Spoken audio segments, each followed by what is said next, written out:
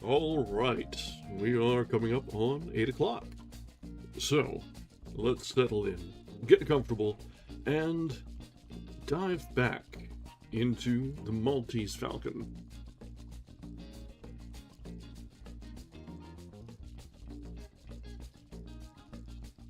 Welcome back.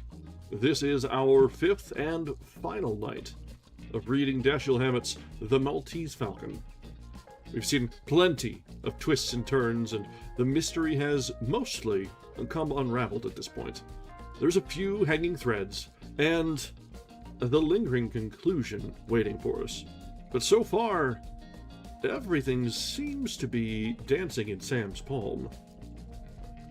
He's turned the tables on a supposed ambush. He's set things so far on a path to see himself be pretty well off in the end, and most probably out of trouble. But there's still a lot that can happen, and things look too good right now, which means it's almost certain that things are going to fall apart. Yeah, the little bit of gaslighting and fast talking going on in the last chapter that we saw was a masterclass. Not only did he get himself out of the hot seat, because it was looking very quickly like he was going to be done in, and then he leveraged also that maybe he's going to get paid after all. And he further leveraged that, you know what, this whole dirty business, all the murders and things that have gone on in town, require someone to take the fall. And it's certainly not going to be Sam Spade. No. It must be one of you. And among those, well, the lad is the obvious choice. But yes, there'll certainly be additional things going wrong, new wrenches in the works, probably the police coming up with something to make life difficult. I don't think we've heard the last from the lieutenant or the DA. But there's also room for new characters to come out. New twists and wrinkles. So, let's dive back in and see what the rest of this story has in store for us. We'll shift over to our reading screen. Simba has joined us on the desk. Hopefully he won't get into too much fuss. Yeah, it's only appropriate for the genre to come out smelling like roses. Probably, at the end of the day, he's not going to get into any trouble, but he's not going to see a bent cent out of this. No. There's a very good chance he's gonna come out, be down a partner, and without cash to even pay his secretary. But that's just the way things break out, isn't it? But let's see if we can defy expectations as we go through.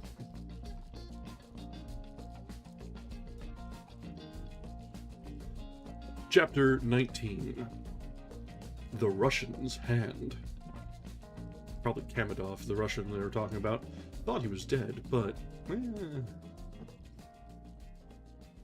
The boy lay on his back on the sofa, a small figure that was, except for its breathing, altogether corpse-like to the eye.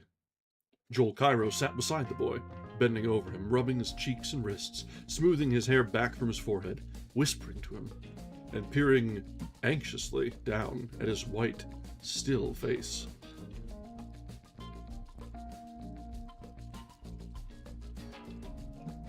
Bridget O'Shaughnessy stood at an angle made by a table and wall. One of her friends was flat on the table. One of her hands was flat on the table. Where did I get hands? The other to her breast. She pinched her lower lip between her teeth and glanced furtively at Spade whenever he was not looking at her. When he looked at her, she looked at Cairo and the boy. Gutman's face had lost its troubled cast and was becoming rosy again. He had put his hands in his trousers pockets. He stood facing Spade, watching him without curiosity. Spade, idly jingling his handful of pistols, nodded at Cairo's rounded back, and asked Gutman, "It'll be all right with him?" "I don't know," the fat man replied placidly. "That part will have to be strictly up to you, sir." Spade's smile made his V-shaped chin more salient. He said, "Cairo." Levantine screwed his dark, anxious face around over his shoulder. Spade said, "Let him rest a while. We're going to give him to the police. We ought to get the details fixed before he comes to." Cairo asked bitterly, "Don't you think you've done enough to him without that?" Spade said, "No." Cairo left the sofa and went close to the fat man. "Please, don't do this thing, Mr. Gutman," he begged. "You must realize that—" Spade interrupted him. "That's settled. The question is, what are you going to do about it? Coming in or getting out?"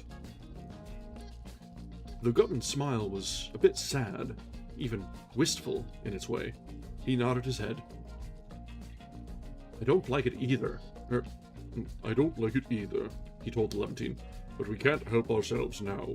We really can't." Spade asked, "What are you doing, Cairo? In or out?"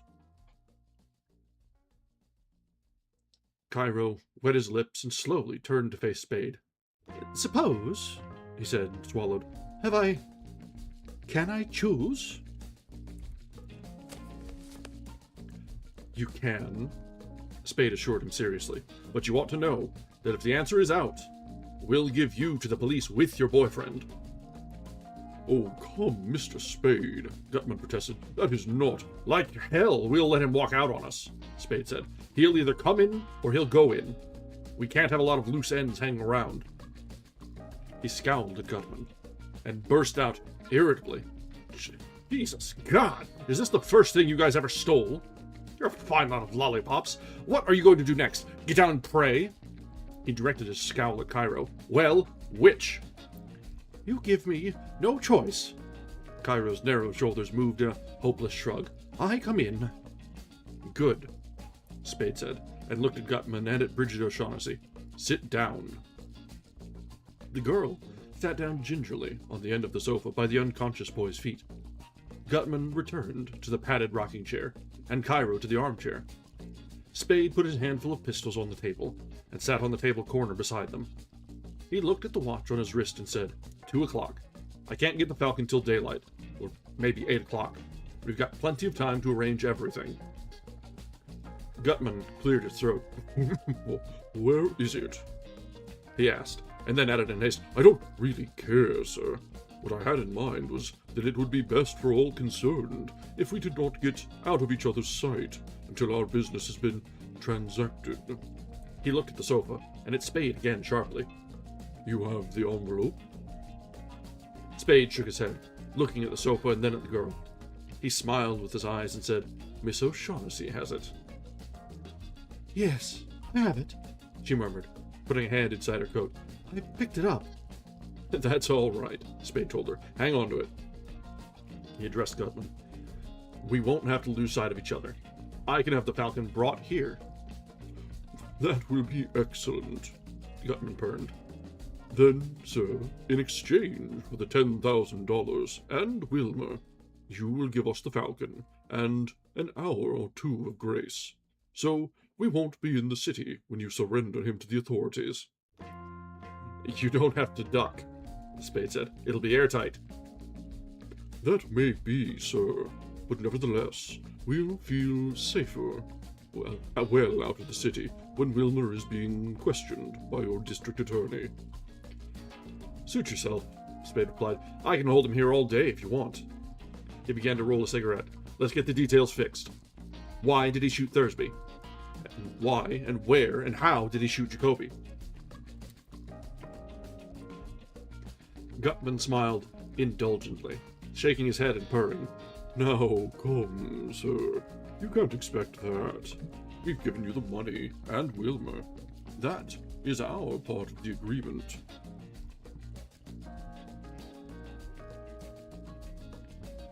"I do expect it," Spade said.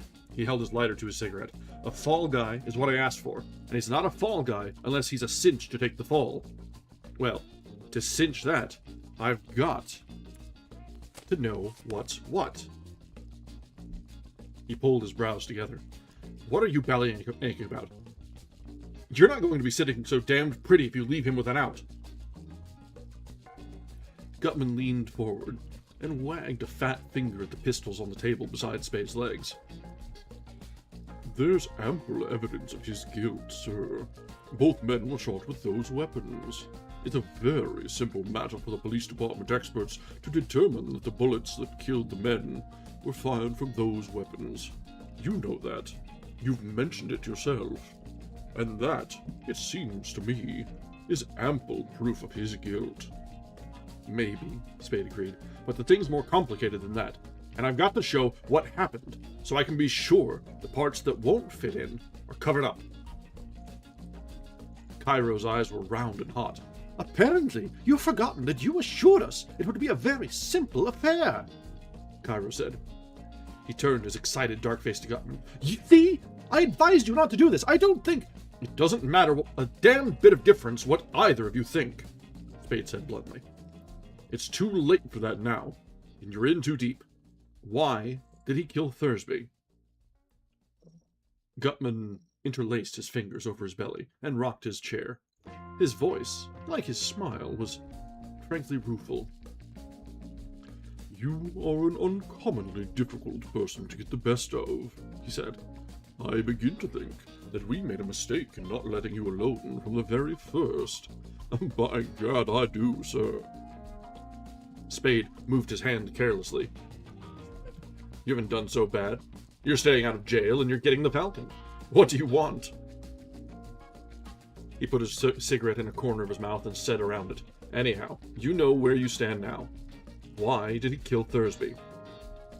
Gutman stopped rocking. Thursby was a notorious killer and Miss O'Shaughnessy's ally. We knew that removing him in just that manner would make her stop and think that perhaps it would be best to patch up her differences with us after all. Besides, leaving her without so violent a protector. You see, sir, I am being candid with you. Yes, keep it up. You didn't think he might have the Falcon? Gutman shook his head so that his round cheeks wobbled. We didn't think that for a minute, he replied. He smiled benevolently. We had the advantage of knowing Miss O'Shaughnessy far too well for that, and while we didn't know then that she had given the Falcon to Captain Jacoby in Hong Kong to be brought over on the Paloma while they took a faster boat, still, we didn't for a minute think that if only one of them knew where it was, Thursby was the one. Spade nodded thoughtfully and asked, You didn't try to make a deal with him before you gave him the works? Yes, sir. We certainly did. I talked to him myself that night. Wilmer had located him 2 days before, and had been trying to follow him to wherever he was meeting Miss O'Shaughnessy. But Thursby was too crafty for that, even if he didn't know he was being watched. So that night, Wilmer went to his hotel, learned he wasn't in, and waited outside for him. I suppose Thursby returned immediately after killing your partner. But that, as it may, Wilmer brought him to see me. We could do nothing with him. He was quite determinedly loyal to Miss O'Shaughnessy. Well, sir, Wilmer followed him back to his hotel, and did what he did. Spade thought for a moment. That sounds all right. Now, Jacoby. Gutman looked at Spade with grave eyes and said, Captain Jacoby's death was entirely Miss O'Shaughnessy's fault. The girl gasped, Oh! and put a hand to her mouth. Spade's voice was heavy and even. Never mind that now. Tell me what happened. After a shrewd look at Spade, Gutman smiled.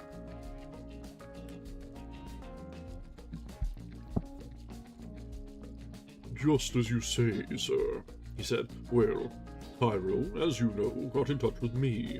I sent for him, after he left police headquarters the night, or morning, he was up here.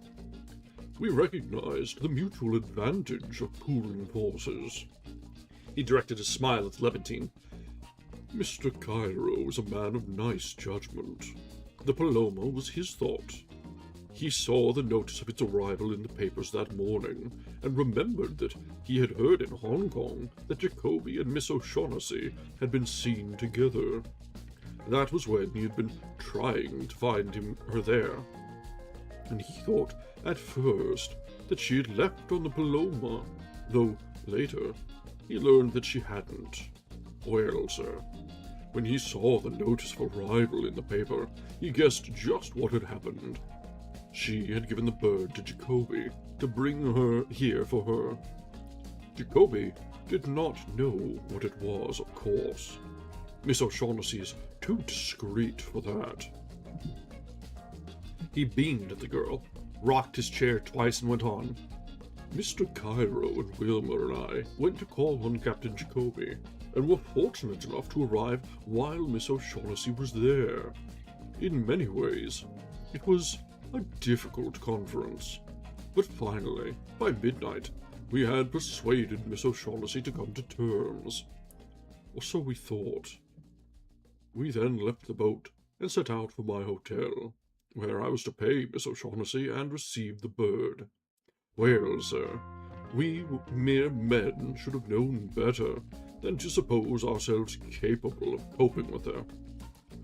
En route, she and Captain Jacoby and the Falcon slipped completely through our fingers." He laughed merrily. "By Gad, sir, it was neatly done." Spade looked at the girl. Her eyes, large and dark with pleading, met his. He asked Gutman, "You touched off the boat before you left?" "Not intentionally, no, sir," the fat man replied. "Though I dare say we, or Wilmer at least, were responsible for the fire. He had been out trying to find the Falcon while the rest of us were talking in the cabin, and no doubt was careless with matches." "That's fine," Spade said. "If any slip-up makes it necessary for us to try him for Jacoby's murder, we can also hang an arson rap on him. All right. Now, about the shooting." "Well, sir, we dashed around town all day trying to find them, and we found them late this afternoon. We weren't sure at first what we'd found, that we'd found them. All we were sure of was that we'd found Miss O'Shaughnessy's apartment. But when we listened at the door, we heard them moving around inside, so we were pretty confident we had them and rang the bell. When she asked us who we were, we told her through the door. We heard a window going up. We knew what that meant, of course, so Wilmer hurried downstairs as fast as he could and around to the rear of the building to cover the fire escape. And when he turned into the alley, he ran right plumb smack into Captain Jacoby, running away with the Falcon under his arm. That was a difficult situation to handle, but Wilmer did every bit as well as he could. He shot Jacoby more than once, but Jacoby was too tough to either fall or drop the Falcon, and he was too close for Wilmer to keep out of his way. He knocked Wilmer down and ran on, and this was in broad daylight, you understand, in the afternoon. When Wilmer got up, he could see a policeman coming up from the block below, so he had to give it up. He dodged into the open back door of the building next to the coronet, through into the street, and then up to join us. Very fortunate he was, sir, to make it without being seen. Well, sir, there we were, stumped again. Miss O'Shaughnessy had opened the door for Mr. Cairo and me after she had shut the window behind Jacoby, and she... He broke off to smile at her memory. We persuaded, that is the word, sir, her to tell us that she had told Jacoby to take the Falcon to you.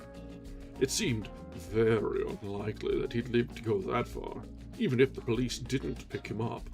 But that was the only chance we had, sir. And so, once more, we persuaded Miss O'Shaughnessy to give us a little assistance. We, well, persuaded her to phone your office in an attempt to draw you away before Jacoby got there, and we sent Wilmer after him. Unfortunately, it had taken us too long to decide and to persuade Miss O'Shaughnessy to... The boy on the sofa groaned and rolled over on his side. His eyes opened and closed several times. The girl stood up and moved into the angle of table and wall again.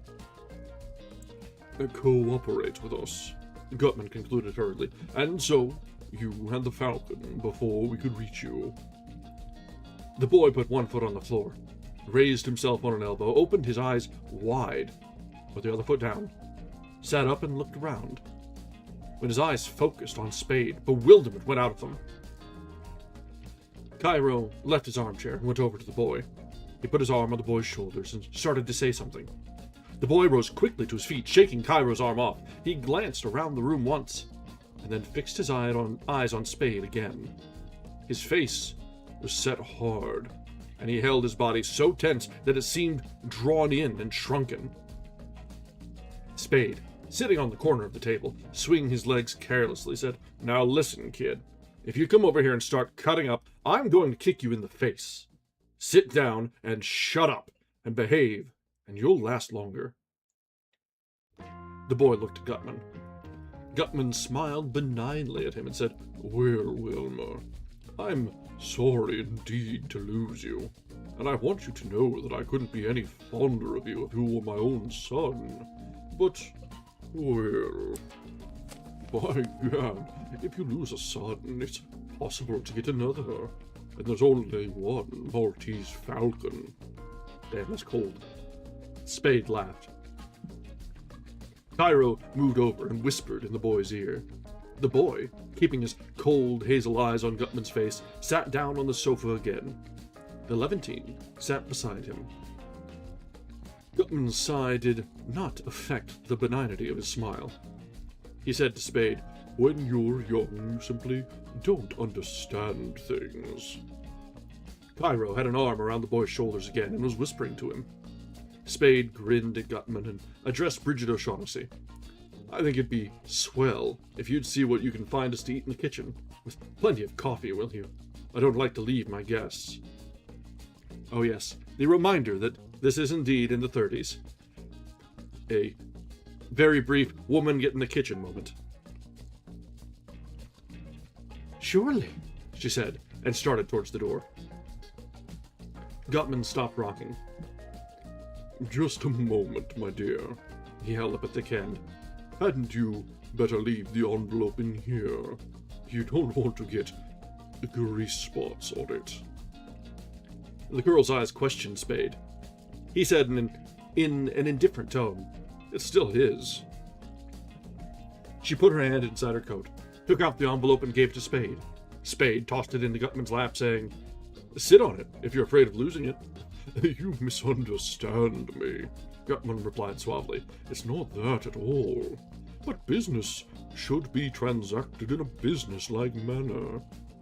He opened the flap of the envelope, took out the $1,000 bills, counted them, and chuckled so that his belly bounced. "For instance, there are only 9 bills here now."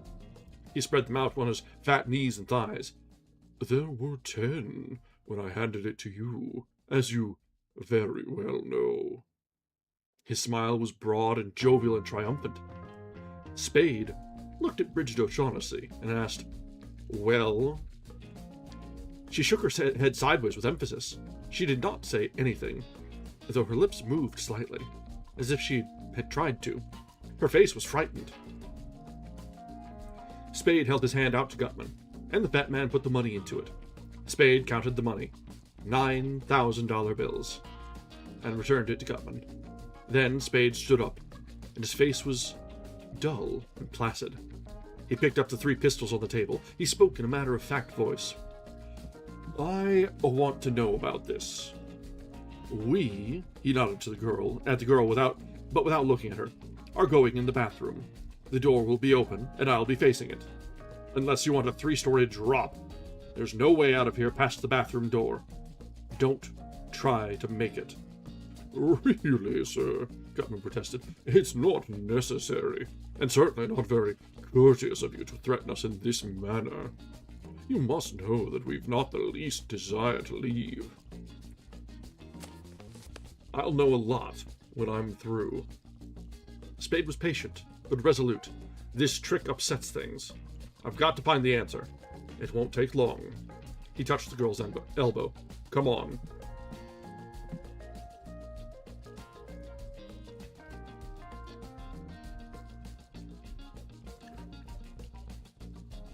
Well then, does Bridget have sticky fingers? Or did Sam pocket one to try and set some time to be alone? Could be either of them at this point. In the bathroom, Bridget O'Shaughnessy found words. She put her hands up flat on Spade's chest and her face up close to his and whispered, "I did not take that bill, Sam." "I don't think you did," he said, "but I've got to know. Take your clothes off." "Excuse me?" "You won't take my word for it?" "No. Take your clothes off." "I won't." "All right. We'll go back to the other room and I'll have to take them off, and I'll have them taken off." She stepped back with a hand to her mouth. Her eyes were round and horrified. "You would?" she asked through her fingers. "I will," he said. "I've got to know what happened to that bill, and I'm not going to be held up by anybody's maidenly modesty." "Oh, it isn't that." She came close to him and put her hands on his chest again. "I'm not ashamed to be naked before you, but can't you see? Not like this. Can't you see that if you make me, you'll be killing something?" He did not raise his voice. "I don't know anything about that. I've got to know what happened to the bill. Take them off." She looked at his unblinking yellow-gray eyes, and her face became pink, and then white again. She drew herself up tall and began to undress. He sat on the side of the bathtub, watching her, and the open door. No sound came from the living room. She removed her clothes swiftly, without fumbling, letting them fall down on the floor around her feet. When she was naked, she stepped back from her clothing and stood looking at him. In her mien was a pride, without defiance or embarrassment. He put his pistols on the toilet seat, and, facing the door, went down on one knee in front of her garments. He picked up each piece and examined it with fingers as well as eyes. He did not find the $1,000 bill. When he had finished, he stood up, holding her clothes out in his hands to her. "Thanks," he said. "Now I know." She took the clothing from him. She did not say anything. He picked up his pistols. He shut the bathroom door behind him and went into the living room. Gutman smiled amiably at him from the rocking chair. "Find it?" he asked. Cairo, sitting beside the boy on the sofa, looked at Spade with questioning, opaque eyes. The boy did not look up. He was leaning forward, head between hands, elbows on knees, staring at the floor between his feet. Spade told Gutman, "No, I didn't find it. You palmed it." The fat man chuckled. "I palmed it." "Yes," Spade said, jingling the pistols in his hand. "Do you want to say so, or do you want to stand for a frisk?" "Stand for... You're going to admit it," Spade said, "or I'm going to search you. There's no third way." Gutman looked up at Spade's hard face and laughed outright. "By gad, sir, I believe you would. I really do. You're a character, sir, if you don't mind my saying so." "You palmed it," Spade said. "Yes, sir, that I did." The fat man took a crumpled bill from his vest pocket, smoothed it on a wide thigh, took the envelope holding the 9 bills from his coat pocket, and put the smoothed bill in with the others.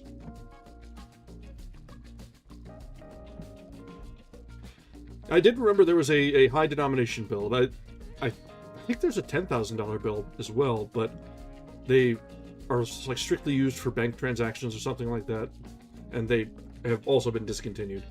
Kind of a pre-electric money sort of thing, when you needed to do large transactions but couldn't just send it over in ones and zeros.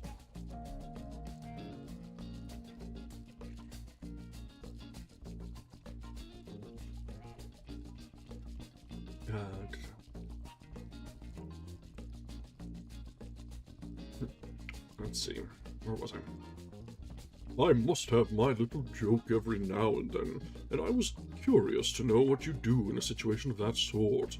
I must say that you passed the test with flying colors, sir. It never occurred to me that you'd hit on such a simple and direct way of getting at the truth. Spade sneered at him without bitterness.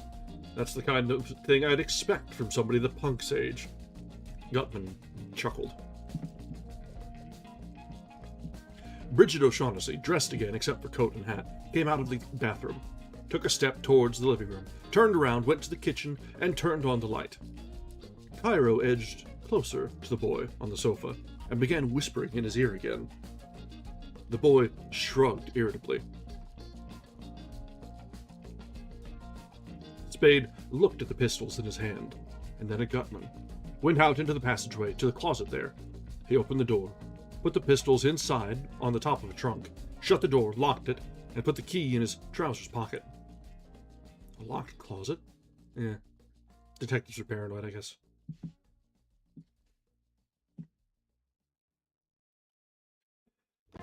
Bridget O'Shaughnessy was filling an aluminum percolator. Find everything? Yes, she replied in a cool voice, not raising her head. Then she set the percolator aside and came to the door. She blushed, and her eyes were large and moist and chiding. You shouldn't have done that to me, Sam, she said softly. I had to find out, Angel. He bent down, kissed her mouth lightly, and returned to the living room.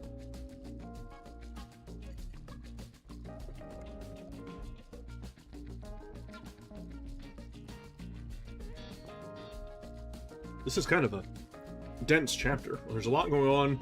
We haven't changed sites so much, but there's a lot of back and forth and feeling out each other's motives and trying to do your best not to be betrayed by people that are obviously in the business of betraying.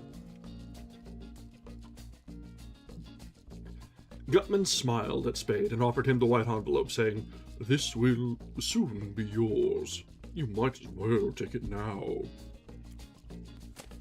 Spade did not take it. He sat in the armchair and said, "There's plenty of time for that. We haven't done enough talking about the money end. I ought to have more than 10,000.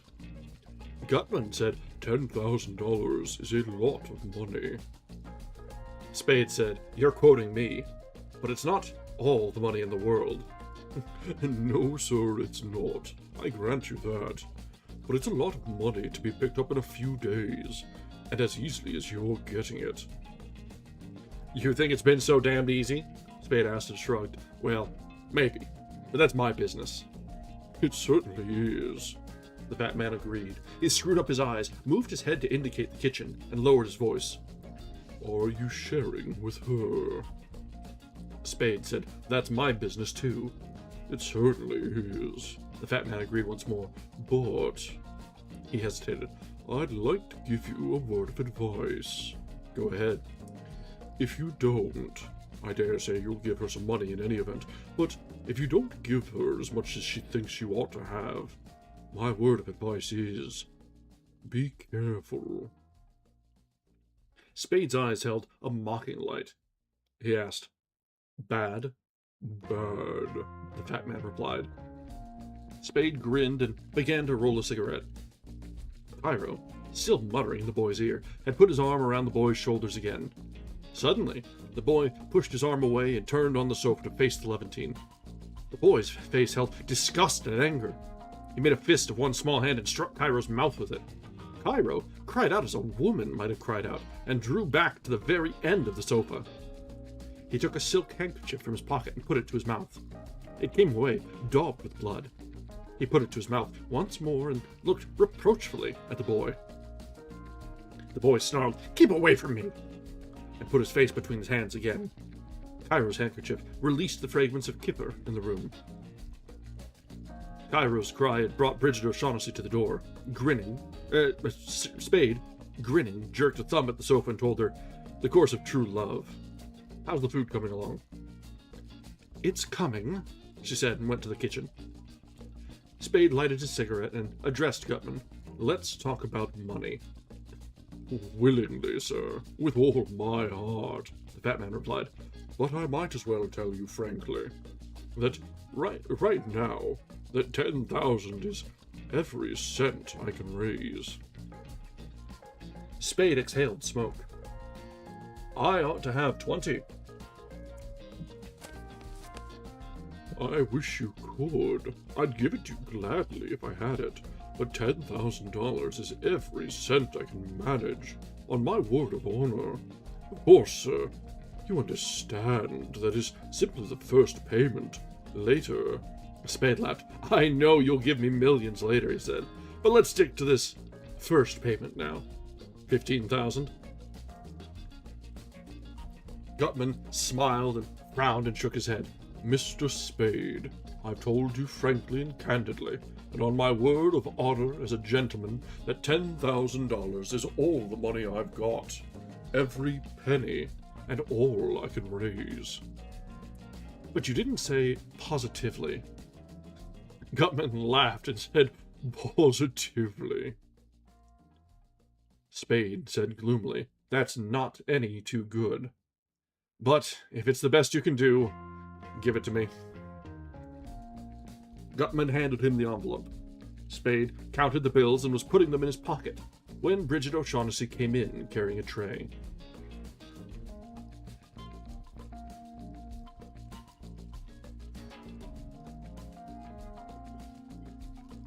Sam kind of let him off a little easy there, which suggests that there's something brewing here.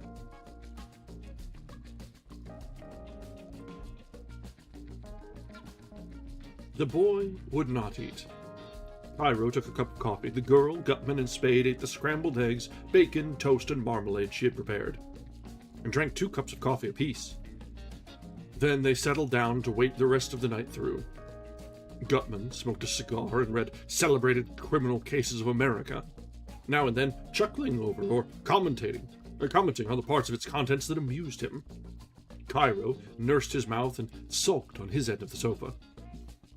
The boy sat with his head in his hands until a little after 4 o'clock. Then he lay down with his feet towards Cairo, turned his face to the window, and went to sleep.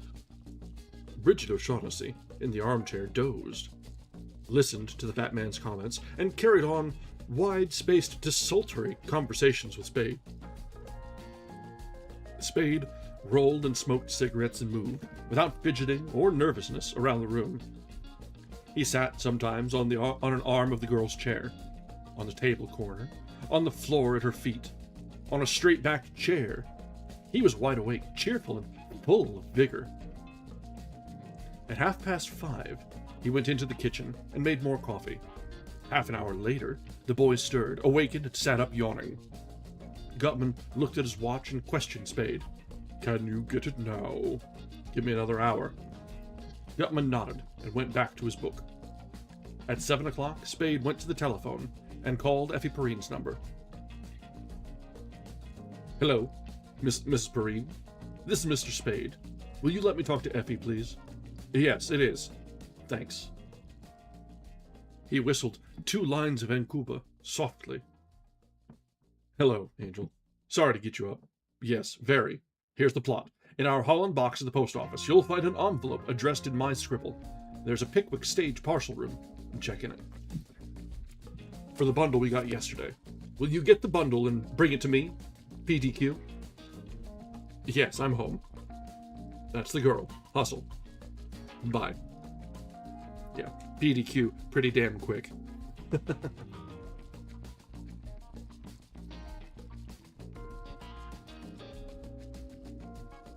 The street doorbell rang at 10 minutes of 8. Spade went to the telephone box and pressed the button that released the lock. Gutman put down his book and rose, smiling. "You don't mind if I go to the door with you?" he asked. "Okay," Spade told him. Gutman followed him to the corridor door. Spade opened it. Presently, Effie Perrine, carrying the brown-wrapped parcel, came from the elevator. Her boyish face was gay and bright, and she came forward quickly, almost trotting. After one glance, she did not look at Gutman. She smiled at Spade and gave him the parcel. He took it, saying, "Thanks a lot, lady. I'm sorry to spoil your day of rest, but this... It's not the first one you spoiled, she replied, laughing, and then, when it was apparent that he was not going to invite her in, asked, anything else? He shook his head. No thanks. She said, bye-bye, and went back to the elevator. Spade shut the door and carried the parcel into the living room. Gutman's face was red, and his cheeks quivered. Cairo and Bridget O'Shaughnessy came to the table as Spade put the parcel there. They were excited. The boy rose pale and tense, but he remained by the sofa, staring under curling lashes at the others. Spade stepped back from the table, saying, there you are. Gutman's fat fingers made short work of cord and paper and excelsior. And he had the black bird in his hands. Oh, he said huskily, now, after 17 years. His eyes were moist. Cairo licked his red lips and worked his hands together. The girl's lower lip was between her teeth. She and Cairo, like Gutman, and like Spade and the boy, were breathing heavily. The air in the room was chilly and stale and thick with tobacco smoke. Gutman set the bird down on the table again and fumbled at a pocket. It's it, he said, but we'll make sure. Sweat glistened on his round cheeks. His fingers twitched as he took out a gold pocket knife and opened it. Cairo and the girl stood close to him, one on either side. Spade stood back a little, where he could watch the boy as well as the group at the table. Gutman turned the bird upside down and scraped an edge of its base with his knife. Black enamel came off in tiny curls, exposing blackened metal beneath. Gutman's knife blade bit into the metal, turning back a thin, curved shaving. The inside of the shaving, and the narrow plane in its removal had left, had the soft, gray sheen of lead. Gutman's breath hissed between his teeth. His face became turgid with hot blood. He twisted the bird around and hacked at its head. There, too, the edge of his knife bared lead. He let knife and bird bang down on the table, where he wheeled to confront Spade. It's a fake, he said hoarsely. Spade's face had become somber. His nod was slow. But there was no slowness in his hands going out to catch Bridget O'Shaughnessy's wrist. He pulled her to him and grasped her chin with his other hand, raising her face roughly. All right, he growled into her face. You've had your little joke. Now, tell us about it. She cried, No, Sam, no. That's the one I got from Kemidov, I swear. Joel Cairo thrust himself between Spade and Gutman and began to emit words in a shrill, spluttering stream. That's it! That's it! It was the Russian! I should have known! What a fool we thought him! And what fools he made of us! Tears ran down the Levantine's cheeks and he danced up and down. You bungled it! He screamed at Gutman. You and your stupid attempt to buy it from him! You fat fool! You let him know it was valuable, and he found out how valuable and made a duplicate for us! No wonder we had so little trouble stealing it. No wonder he was so willing to send me off around the world looking for it. You imbecile! You bloated idiot! He put his hands to his face and blubbered. Gutman's jaw sagged. He blinked vacant eyes. Then he shook himself and was, by the time his bulbs had stopped jouncing, again a jovial fat man. Come, sir, he said good-naturedly. There's no need of going on like that. Everybody errs at times, and you may be sure this is every bit as severe a blow to me as to anyone else. Yes, that is the Russian's hand. There's no doubt of it. Well, sir, what do you suggest? Shall we stand here and shed tears and call each other names? Or shall we... He paused, and his smile was a cherub's. Go to Constantinople. Cairo took his hands from his face, and his eyes bulged. He stammered, You are... Amazement, coming with full comprehension, made him speechless. Gutman patted his fat hands together. His eyes twinkled. His voice was a complacent, throaty purring. For 17 years, I have wanted that little item, and have been trying to get it. if I must spend another year on the quest, well, sir, that will be an additional expenditure in time of only. His lips moved silently as he calculated 5 15/17%. The Levantine giggled and cried, "I go with you!" Spade suddenly released the girl's wrist and looked around the room. The boy was not there. Spade went into the passageway. The corridor door stood open. Spade made a dissatisfied mouth, shut the door, and returned to the living room. He leaned against the doorframe and looked at Gutman and Cairo. He looked at Gutman for a long time, sourly. Then he spoke, mimicking the fat man's throaty purr. "Well, sir, I must say, you're a swell lot of thieves." Gutman chuckled. We've little enough to boast about, and that's a fact, sir," he said. "But well, we're none of us dead yet, and there's not a bit of use in thinking the world's come to an end just because we've run into a little setback." He brought his left hand from behind him and held it out towards Spade. Pink, smooth, hilly palm up. "I'll have to ask you for that envelope, sir." Spade did not move. His face was wooden. He said, "I held up my end. You got your dingus.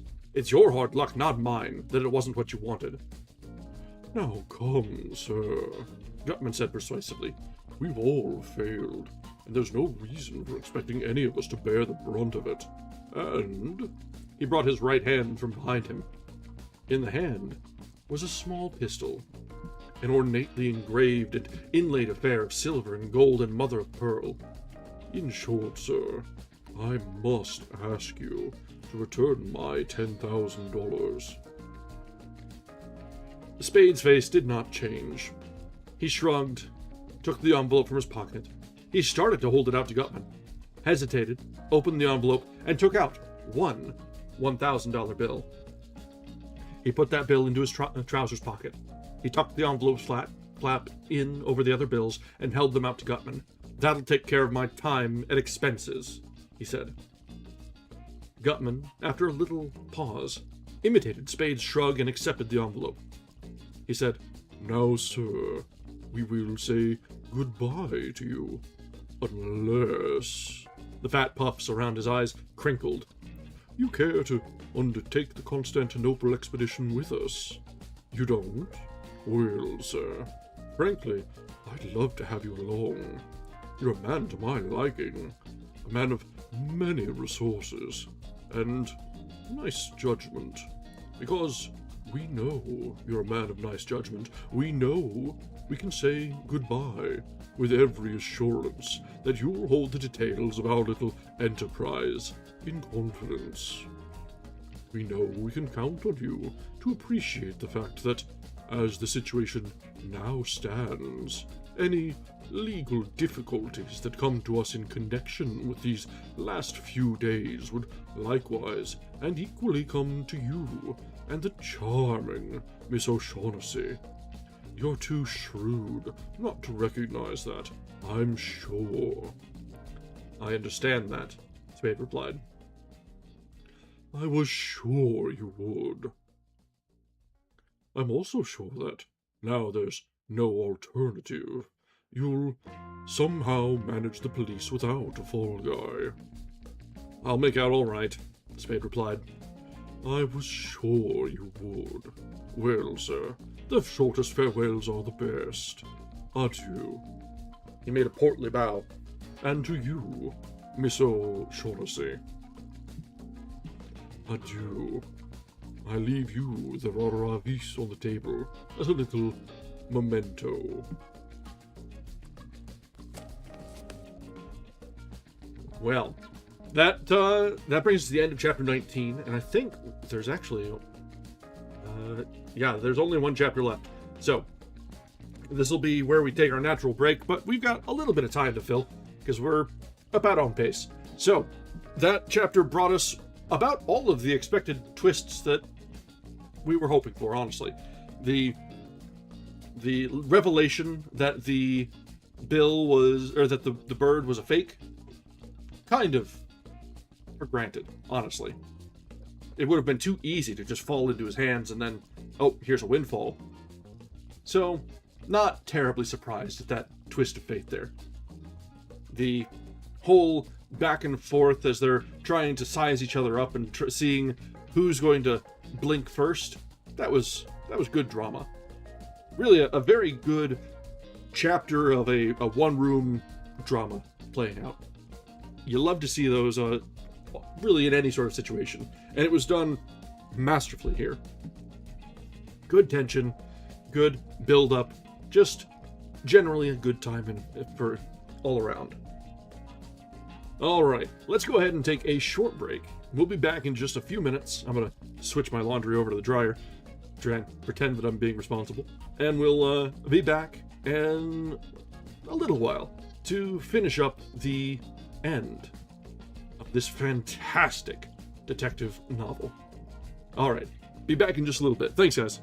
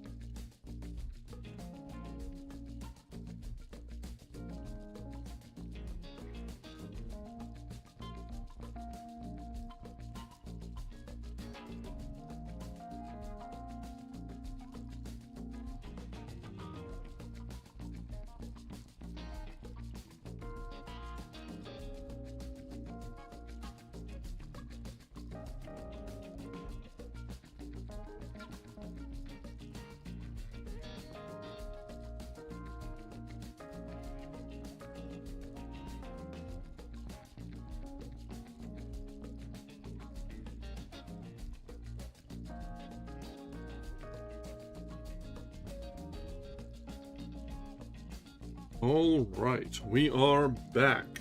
Cats have wandered off. And I've got a fresh drink to finish out this last chapter.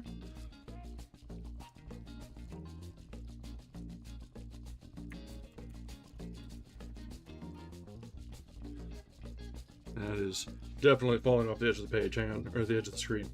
Let me unlock that. Shimmy over a little. There we are. So, yep, we're switching it up. Had a hankering for a good cold weather beer.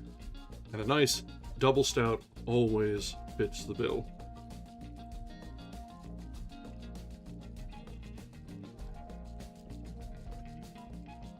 This one's from Bell's, and always happy with them. Sort of one of the nice things of being in the Midwest area. There are a few very good breweries. So, if you ever got a hankering for a good microbrew, Bell's, Founders, the such, can't miss. Alright, so, we have one remaining chapter. The worst of the danger seems to be past. The Falcon is presumably still with its previous owner. Owner might be a bit of a stretch. Its previous holder? Possessor? Yeah,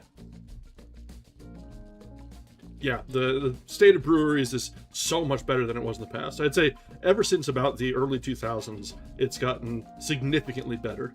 The microbrew situation has gotten a lot better. There was a pretty significant downturn in the COVID years, but I think there was a downturn in all small businesses in the COVID years, so it's understandable there. But there's been a good bounce back, and the established ones weathered the storm pretty well. So very, very happy with that so far overall. Kind of harkens back to things like Stone Brewery, sort of paving the way for a lot of smaller breweries to hit a good, broad distribution. Alright, so let's see what is in store for tying up the last of these little hanging threads. Whether Sam is going to double-cross Gutman and maybe send the police off on his trail, or whether we'll just be left wondering how and why. I have a feeling Sam's gonna get a little bit of his own out of this. Because after all, they, if not they, but the whole situation did kill his partner. Even if he was, cheating on his partner's wife, or cheating with his partner's wife. That's entirely neither here nor there. Sam mentioned earlier on that he hates getting punched and not punching back. This is really the same thing, isn't it? So let's see how this shapes up. Chapter 20. The final chapter. I think it's the final chapter.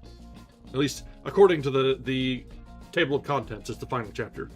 Whether that is or not, we'll find out. Chapter 20. If they hang you. For all of 5 minutes after the outer door had closed behind Casper Gutman and Joel Cairo, Spade, motionless, stood staring at the knob of the living room door. His eyes were gloomy under a forehead drawn down. The clefts at the root of his nose were deep and red. His lips protruded loosely, pouting. He drew them in to make a hard V and went to the telephone. He had not looked at Bridget O'Shaughnessy, who stood by the table looking with uneasy eyes at him. He picked up the telephone, set it on its shelf again, and bent to look into the telephone directory hanging from a corner of the shelf. He turned the pages rapidly until he found the one he wanted, ran his finger down a column, straightened up, and lifted the telephone from the shelf again. He called a number and said, "Hello? Is Sergeant Polehouse there? Will you call him, please? This is Samuel Spade." He stared into space, waiting. "Hello, Tom. I've got something for you." "Yes, plenty. Here it is. Thursby and Jacoby were shot by a kid named Wilmer Cook. He described the boy minutely. He's working for a man named Casper Gutman. He described Gutman. That fellow Kyra you met here is in with them too. Yes, that's it. Gutman's staying at the Alexandria, Suite 12C. Or was. They've just left here and they're blowing town.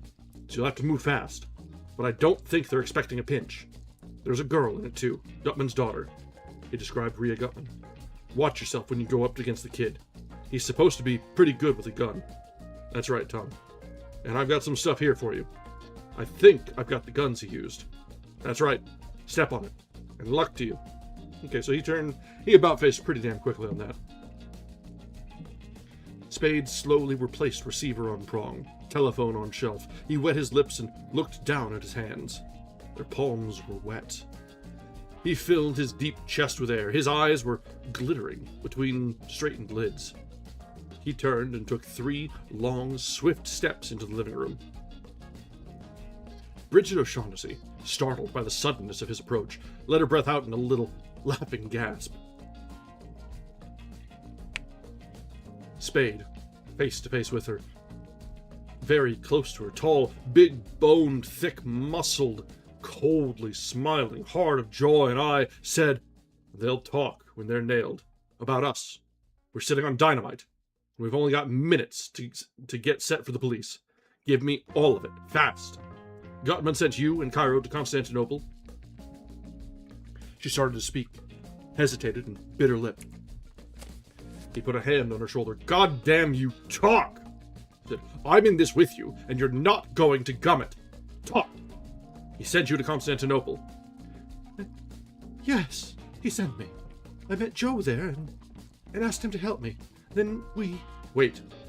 You asked Cairo to help you to get it from Kemedov?" "Yes." "For Gutman?"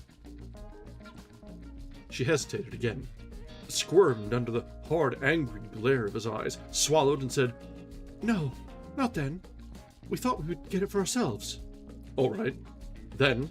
"Oh, then I began to be afraid that Joe wouldn't play fair with me, so I asked Floyd Thursby to help me." "And he did. Well?" "Well, we got it, and went to Hong Kong." "With Cairo? Or had you ditched him before that?" "Yes, we left him in Constantinople. In jail. Something about a check." "Something you fixed up to hold him there?" She looked shamefacedly at Spade and whispered, "Yes." "Right. Now, you and Thursby are in Hong Kong with Bird." "Yes, and then I didn't know him very well. I didn't know whether I could trust him. I thought it would be safer, anyway. I met Captain Jacoby, and I knew his boat was coming here, so I asked him to bring a package for me. And that was the Bird. I wasn't sure I could trust Thursby, or that Joe, or somebody working for Gutman might not be on the boat we came on. And that seemed the safest plan." "All right. Then you and Thursby caught one of the fast boats over. Then what?" Then I was afraid of Gutman. I knew he had people, connections everywhere. He'd soon know what we had done, and I was afraid that he'd have learned that we had left Hong Kong for San Francisco. He was in New York, and I knew if he heard that by cable, he would have plenty of time to get here by the time we did, or before. He did. I didn't know that then, but I was afraid of it, and I had to wait here until Captain Jacoby's boat arrived. And I was afraid Gutman would find me, or find Floyd and buy him over. That's why I came to you, and asked you to watch him for—" "That's a lie," Spade said. "You had Thursby hooked, and you knew it. He was a sucker for women. His record shows that.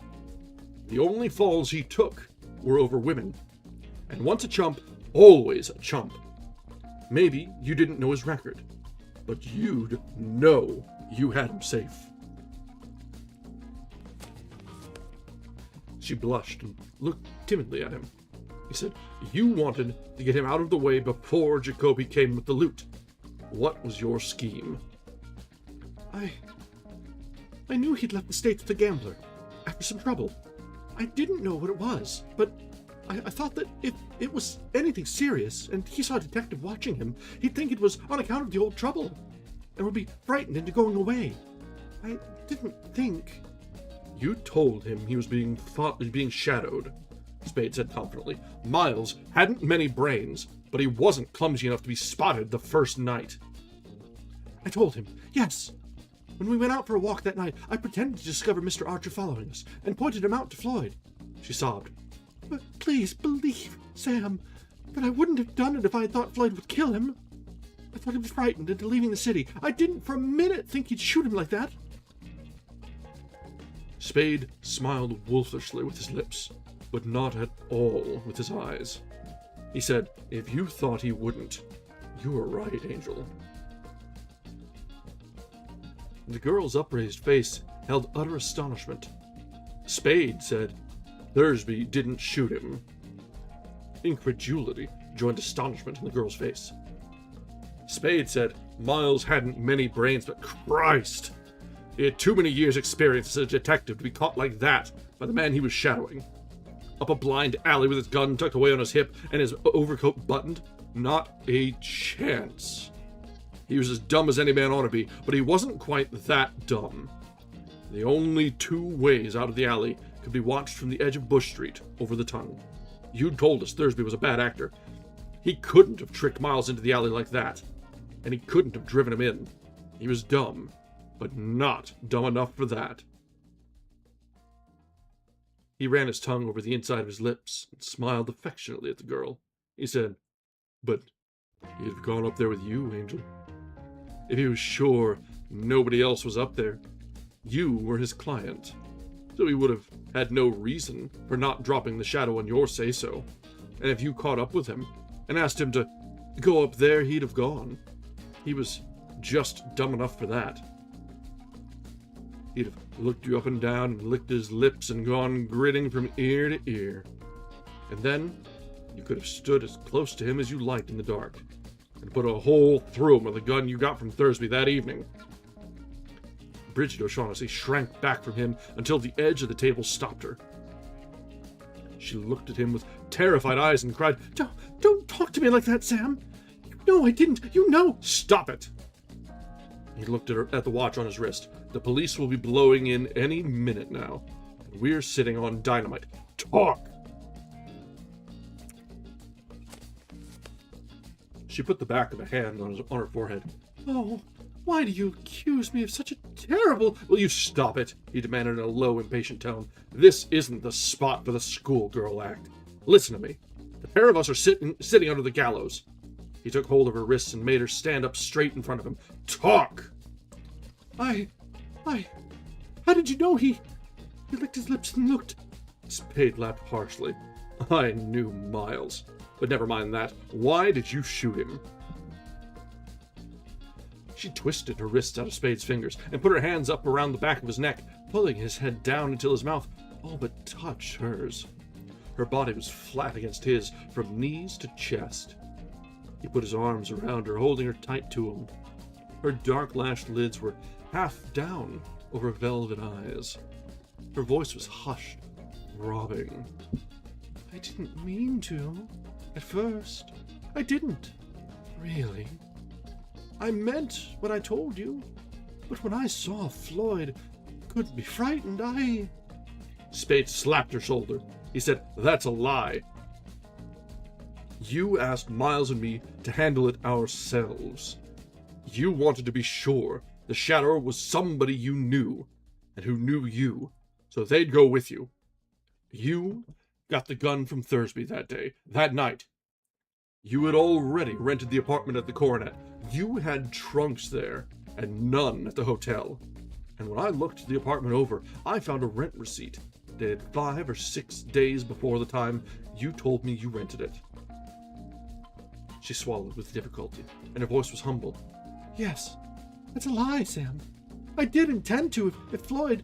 I can't look at you and tell you this, Sam.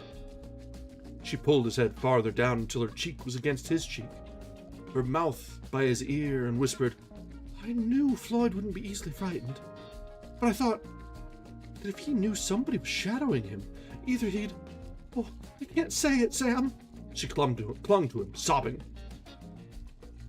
Spade said, You thought Floyd would tackle him, and one or the other of them would go down.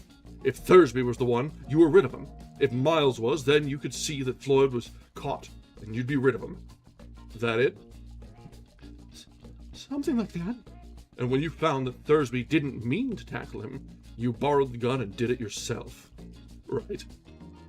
Yes, though not exactly. But exact enough. And you had that plan up your sleeve from the first. You thought Floyd would be nailed for the killing.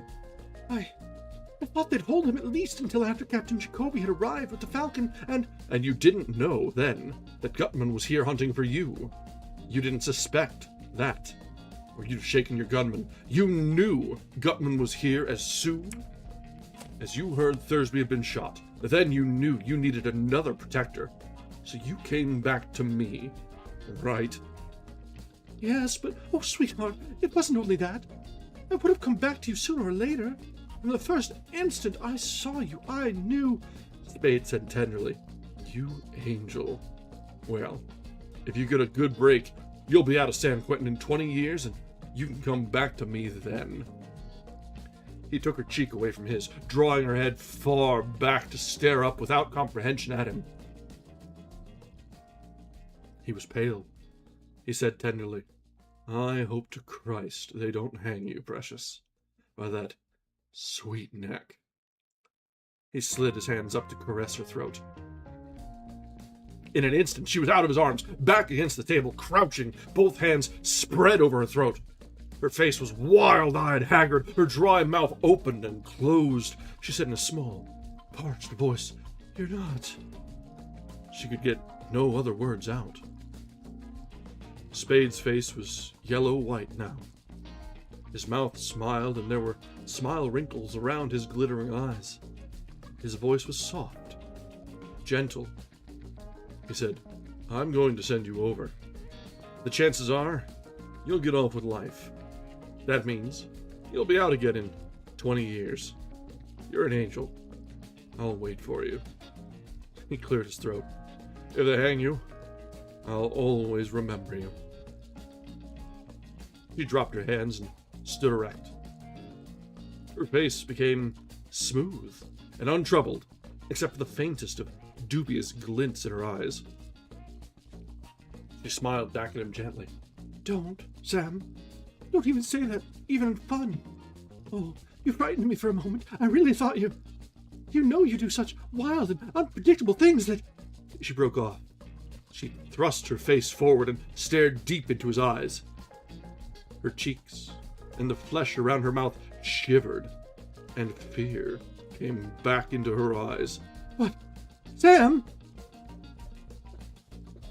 She put her hands to her throat again and lost her erectness.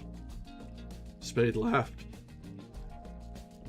His yellow-white face was damp with sweat, and though he held his smile, he could not hold softness in his voice. He croaked, "Don't be silly. You're taking the fall. One of us has got to take it after the talking those birds will do. They'd hang me, sure. You're likely to get a better break. Well..." But Sam, you can't. Not after what we've been to each other. You can't." "Like hell I can't." She took a long, trembling breath. "You've been playing with me, only pretending you cared. To trap me like this. You didn't care at all. You don't love me?" "I think I do," Spade said. "What of it?" The muscles holding his smile in place stood out like whales. "I'm not Thursby. I'm not Jacoby. I won't play the sap for you." "It's not just," she cried. Tears came to her eyes. "It's unfair. It's contemptible of you. You know it was not that. You can't say that." "Like hell I can't," Spade said. "You came into my bed to stop me asking questions. You led me out yesterday for Gutman with that phony call for help. Last night, you came here with them and waited outside for me and came in with me. You were in my arms when the trap was sprung. I couldn't have gone for a gun if I'd have had one on me, and I couldn't have made a fight of it if I wanted to. If they didn't take you away with them, it was only because Gutman's got too much sense to trust you, except for short stretches, when he has to, and because he thought I'd play the sap for you, and, not wanting to hurt you, wouldn't be able to hurt him. Bridget O'Shaughnessy blinked her tears away. She took a step toward him, and stood looking him in the eyes, straight and proud. "Called me a liar," she said. "Now you are lying. You're lying if you say you don't know down in your heart that in spite of anything I've done, I love you." Spade made a short, abrupt bow. His eyes were becoming bloodshot.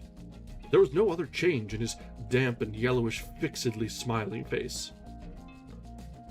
"Maybe I do," he said. "What of it? I should trust you. You who arranged that nice little trick for my predecessor, Thursby. You who knocked off Miles, a man you had nothing against, in cold blood, just like swatting a fly, for the sake of double-crossing Thursby. You who double-crossed Gutman, Cairo, Thursby, 1, 2, 3. You who've never played square with me for half an hour at a stretch since I've known you. I should trust you? No, darling. I wouldn't do it even if I could. Why should I?" Her eyes were steady under his, and her hushed voice was steady when she replied, "Why should you? If you've been playing with me, if you do not love me, there's no answer to that. If you did, no answer would be needed." Blood streaked Spade's eyeballs now, and his long-held smile had become a frightful grimace. He cleared his throat huskily and said, "Making speeches is no damn good now." He put a hand on her shoulder. The hand stood, shook, and jerked. "I don't care who loves who. I'm not going to play the sap for you. I won't walk in Thursby and Christ knows who else's footsteps. You killed Miles, and you're going over for it. I could have helped you by letting the others go and standing off the police the best I could. It's too late for that now. I can't help you now, and I wouldn't if I could." She put a hand on her shoulder. "Don't help me then," she whispered. "But don't hurt me. Let me go away now." "No," he said. "I'm sunk if I haven't got you to hand over to the police when they come. That's the only thing that can keep me from going down with the others." "You won't do that for me?" "I won't play the sap for you." "Don't say that, please." She took his hand from her shoulder and held it to her face. "Why must you do this to me, Sam? Surely Mr. Archer wasn't as much to you as—" "Miles," Spade said hoarsely, "was a son of a bitch. I found that out the first week we were in business together, and I meant to kick him out as soon as the year was up. You didn't do me a damn bit of harm by killing him." "Then what?" Spade pulled his hand out of hers. He no longer either smiled or grimaced.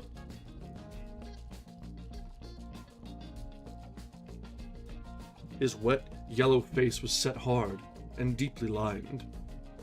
His eyes burned madly.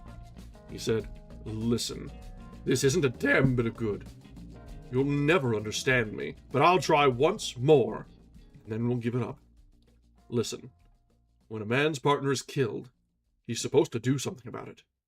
It doesn't make any difference what you thought of him. He was your partner, and you're supposed to do something about it. Then it happens we were in the detective business. Well, when one of your organization gets killed, it's bad business to let the killer get away with it. It's bad all around. Bad for that one organization. Bad for every detective everywhere. Third, I'm a detective, and expecting me to run criminals down and let them go free is like asking a dog to catch a rabbit and let it go. It can be done, all right, and sometimes it is done, but it's not the natural thing. The only way I could have let you go was by letting Gutman and Cairo and the kid go. That's..." "You're not serious," she said. "You don't expect me to think that these things you're saying are sufficient reason for sending me to the—" "Wait till I'm through, and then you can talk. Fourth, No matter what I wanted to do now, it would be absolutely impossible for me to let you go without having myself dragged to the gallows with the others. Next, I've no reason in God's world to think I can trust you. And if I did this and got away with it, if you'd have something on me that you could use whenever you happen to want to. That's 5 of them. The 6th would be that since I've also got something on you, I couldn't be sure you wouldn't decide to shoot a hole in me someday. 7th, I don't even like the idea of thinking that there might be 1 chance in 100 that you'd played me for a sucker. And 8th, that's enough. All those on one side, maybe some of them are unimportant. I wouldn't argue about that. But look at the number of them. Now on the other side we've got what? All we've got is the fact that maybe you love me. And maybe I love you. You know, she whispered, whether you do or not. I don't. It's easy enough to be nuts about you. He looked hungrily from her hair to her feet and up to her eyes again. But I don't know what that amounts to. Does anybody ever? But suppose I do. What of it? Maybe next month I won't. I've been through it before. When it lasted that long, then what? Then I'll think I played the sap. And if I did it and got sent over, then I'd be sure I was the sap. Well, if I send you over, I'll be sorry as hell. I'll have some rotten nights, but that'll pass. Listen. He took her by the shoulders and bent her back, leaning over her. If that doesn't mean anything to you, forget it. And we'll make it this. I won't, because all of me wants to say hell with the consequences and do it. And because, God damn you, you've counted on that with me the same as you counted on that with the others. He took his hands from her shoulders and let them fall to his sides. She put her hands up to his cheeks and drew his face down again. Look at me, she said, and tell me the truth. Would you have done this to me if the Falcon had been real and you'd been paid your money?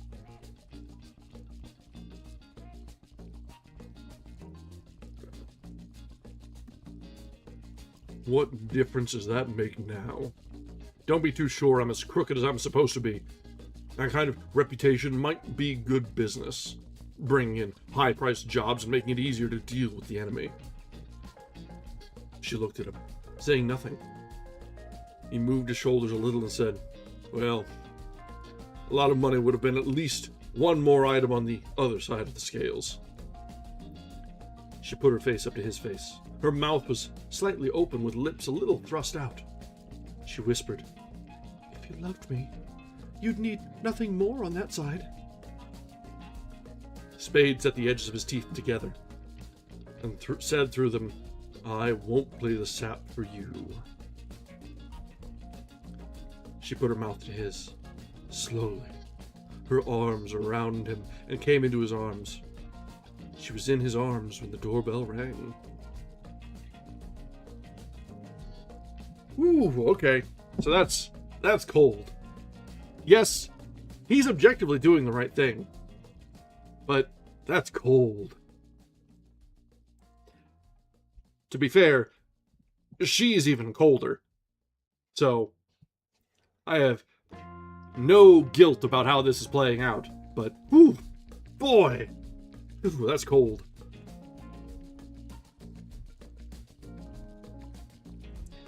It's going to be 0 degrees out tonight. I know cold when I see it.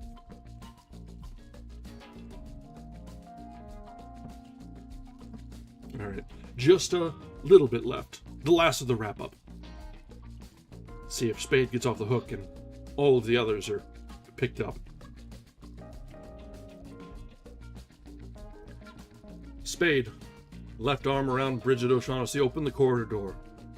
Lieutenant Dundee, Detective Sergeant Tom Polehouse, and the 2 other detectives were there. Spade said, hello, Tom. Get them? Polehouse said, got him. Swell. Come in. Here's another one for you. Spade pressed the girl forward. She killed Miles. And I've got some exhibits. The boy's guns, one of Cairo's, a black statuette that all the hell was about, and a $1,000 bill that I was supposed to be bribed with. He looked at Dundee, drew his brows together, leaned forward to peer into the lieutenant's face, and burst out laughing. What the hell's the matter with your little playmate, Tom? He looks heartbroken. He laughed again. I bet, by God, when he heard Gutman's story, he thought he had me at last. Cut it out, Sam, Tom grumbled. We didn't think. Why, hell he didn't, Spade said merrily. He came up here with his mouth watering, though you'd have sense enough to know I'd been stringing Gutman. Cut it out, Tom grumbled again, looking uneasily sidewise at his superior. Anyways, we got it from Cairo. Gutman's dead. The kid had just finished shooting him up when we got here. Damn. Spade nodded. You ought to have expected that, he said. Well, damn. If anything, I feel a little bad for Cairo. Something about me liked the fat old man. Just... That's a sour taste. Yeah, he deserved it. But I kind of liked him.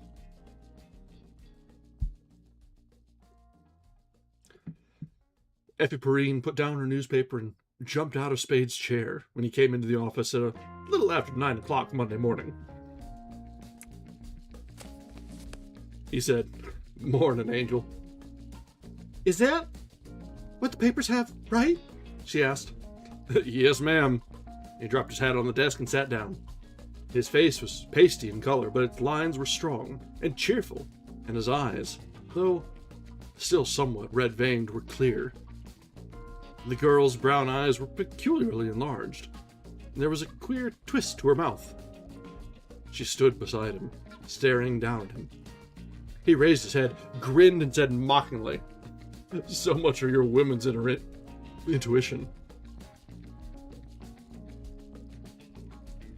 Her voice was queer, as the expression on her face.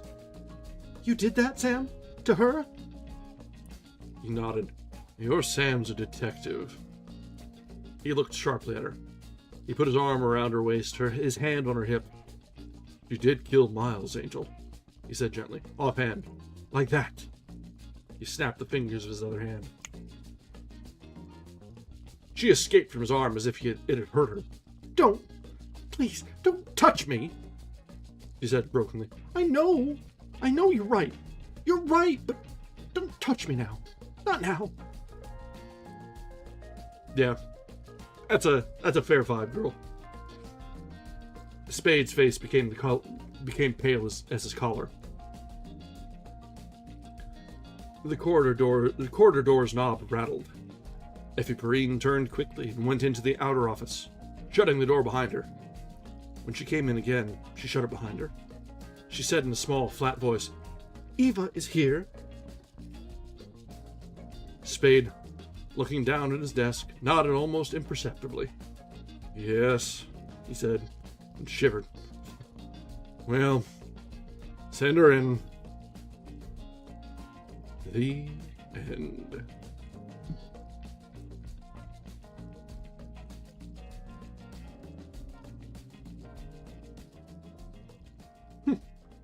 Thanks, transcriber. Thanks for letting me know.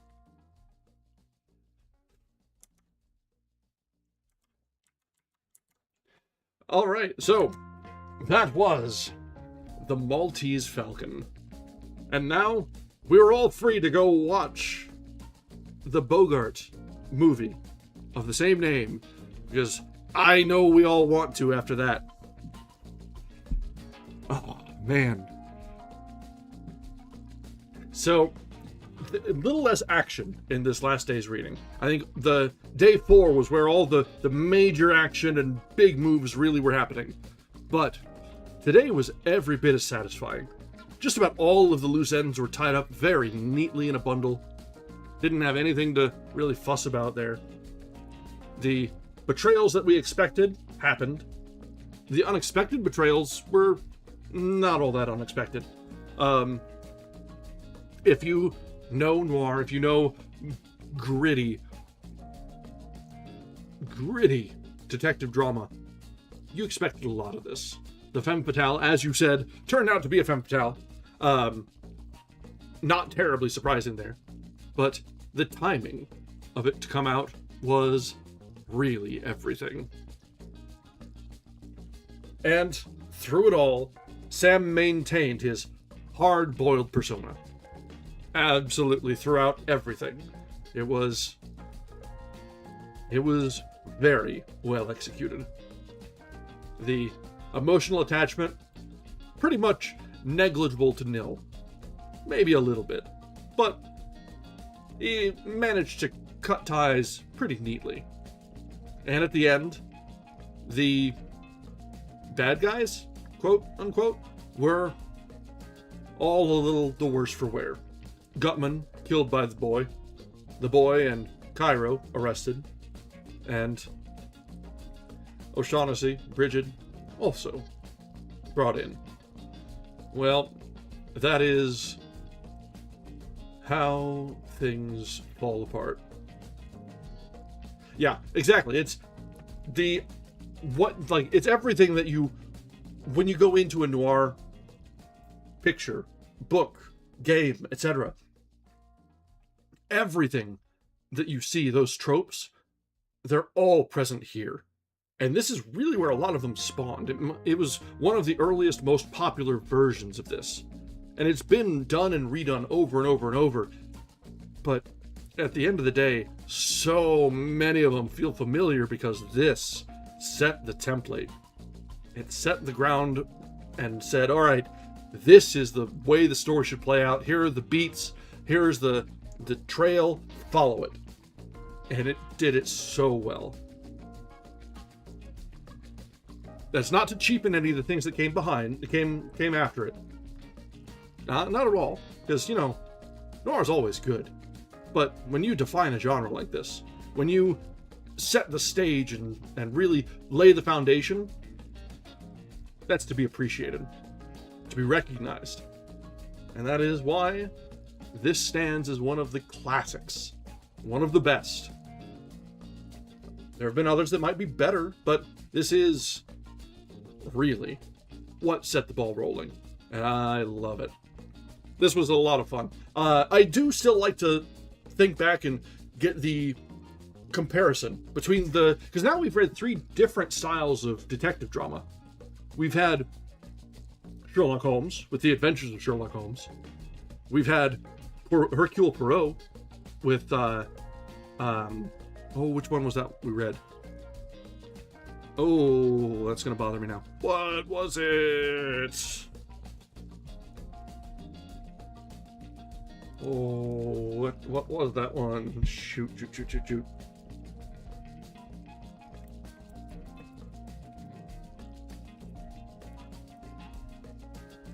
Right, The Murder of Roger Ackroyd. That one was also very good in a very different way. And then we have now the Maltese Falcon. So, they each go about the solving of their cases in very different ways. They each have different approaches to the deductive reasonings. There's where Poirot is all about the smallest of details and getting stories straight and letting people find their own ways to really seal their own fate. Manipulating and twisting the narrative into his own desired end to get the truth. The truth is all that matters to Poirot. To Holmes, it's all a puzzle, a challenge. He will find the truth because that is what he does. He has to. It's his everything. The foundational idea of Sherlock Holmes is to solve the puzzle. And here we have Sam Spade, who is really just trying to make ends meet. Each day is just another day at the office, trying to make a buck, whether it be a quick buck, clean buck, or a dirty buck. That's just the job. And he'll go about some of it. And there'll be some clean bits, there'll be some dirty. And he'll do what he has to do. double cross as needed. So we've got 3 very different styles of detectives. And actually, now that I'm thinking about it, I think that the Sam Spade style, the hard-boiled investigator, the detective that is just going around trying to do not necessarily what's right, but what is right for him, is really foundational for a lot of the more modern characters that we see. You see the cop dramas and the modern detective stories, they're in the format of Sam Spade more often than not. That adds that human drama. You see things like, hell, James Bond feels a lot like a Sam Spade style character, where he's just out to do a job, and if there's a body count, so be it. That's just the way it goes. So it's cool to see the evolution. Yeah, exactly. No Cowboy Bebop without a book like this. Maybe this specific book. And that's awesome to see the sort of inspiration that crosses cultural boundaries. This is every bit the classic as something that's earlier. It's every bit the influence as something from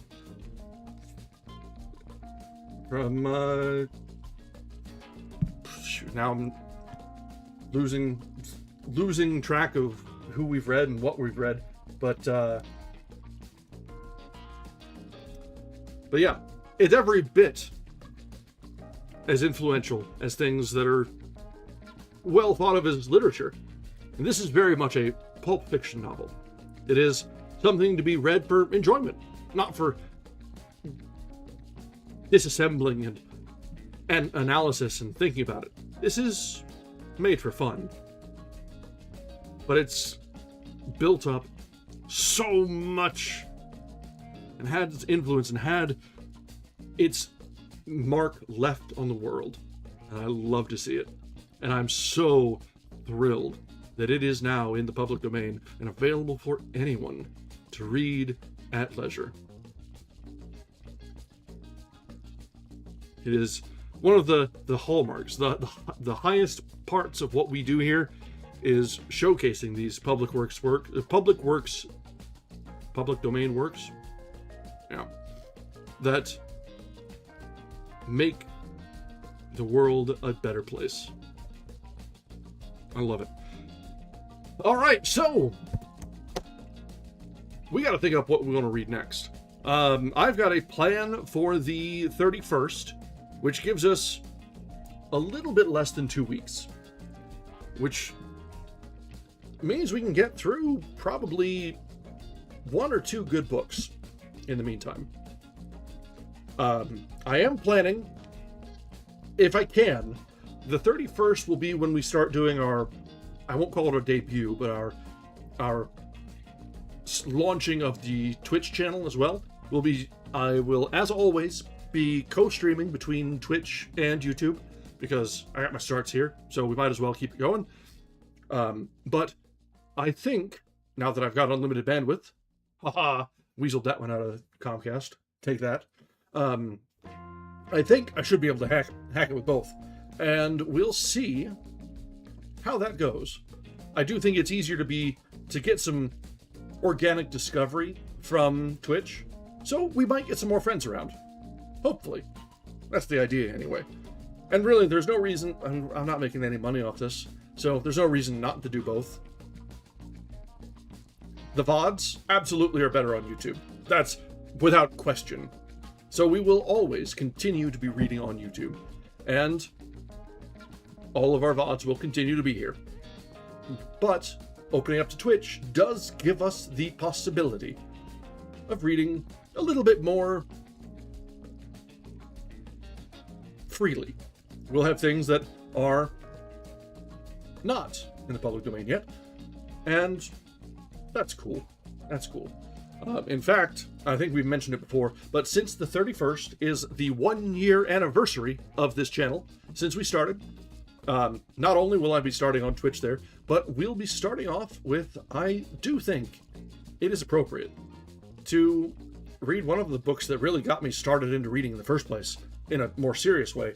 We're going to be reading The Fellowship of the Ring. Getting into some Tolkien. Because you know what? That's just right. That kindled a lifelong love of reading for me, as I'd remember checking it out from the school library in elementary school over and over and over until I finally got through it. It's a little bit easier to get through these days.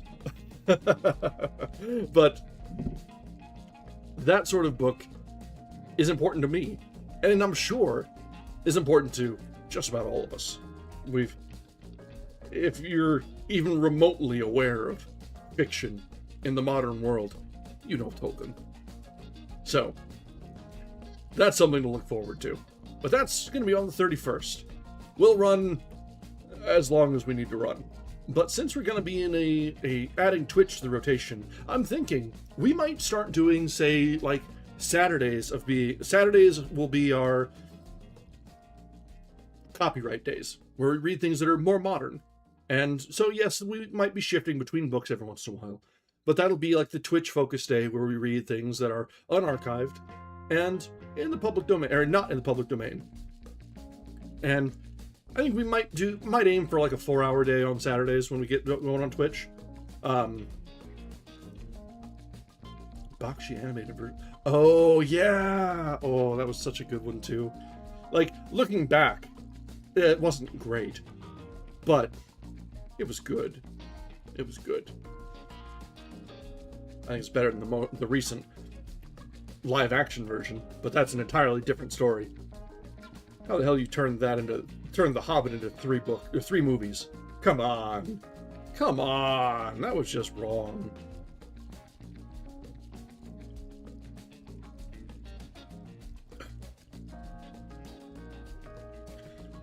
Alright, guys. We're a little bit early tonight, but we finished a fantastic book. And we've had a little bit of time to yap. But let's go ahead and wrap things up for the evening. We'll be back on Tuesday with our next normally scheduled reading. If you have any suggestions, things you want to see or hear read together, an old favorite, something new to the public domain, or just something off the wall, let me know. Drop a line on comments over on Bluesky, or anywhere you might be able to reach me. And we'll see if we can find something to read together. Doesn't have to be long, doesn't have to be short. We'll figure it out. I'll look as well on my end.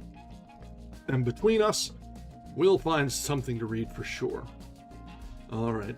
Until then, thank you very much for joining us. If you haven't yet, I encourage you to drop a like on the stream, and maybe a subscription to the channel if you haven't yet.